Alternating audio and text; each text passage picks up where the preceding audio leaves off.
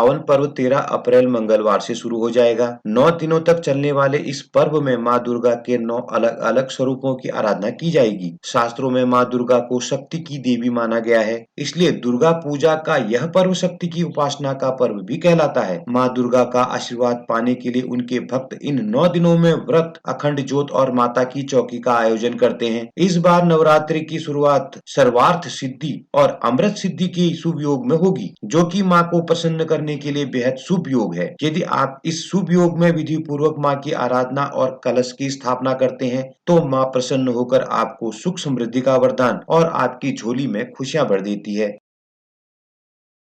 घट स्थापना का शुभ मुहूर्त। चैत्र नवरात्रि का प्रारंभ और घट स्थापना की तिथि होगी 13 अप्रैल दिन मंगलवार को। घट स्थापना का शुभ मुहूर्त होगा 13 अप्रैल सुबह 5:28 से सुबह 10:14 तक। घट स्थापना का अभिजीत मुहूर्त होगा 13 अप्रैल सुबह 11:56 से दोपहर 12:47 तक। प्रतिपदा तिथि प्रारंभ होगी 12 अप्रैल प्रातःकाल 8 बजे। प्रतिपदा तिथि समाप्त होगी 13 अप्रैल प्रातःकाल 10:16 तक। चैत्र नवरात्रि का समापन होगा 22 अप्रैल गुरुवार के दिन। घट या कलश स्थापना प्रतिपदा तिथि और अभिजीत मुहूर्त में करना अति श्रेष्ठ कार्य व उत्तम माना गया है। कलश स्थापना विधि। नवरात्रों के पहले दिन कलश स्थापना का विशेष महत्व होता है। कलश स्थापना को घट स्थापना भी कहते हैं। नवरात्रों की शुरुआत इसी दिन से होती है। यदि आप माँ का आशीर्वाद पाना चाहते हैं तो घट या कलश स्थापना हमेशा शुभ मुहूर्त में ही करनी चाहिए। कलश स्थापना में इस बात का विशेष ध्यान रखें कि रात के समय और अमावस्या तिथि में घट स्थापना नहीं करनी चाहिए। शास्त्रों में कलश स्थापना के लिए जो तिथि सबसे शुभ बताई गई है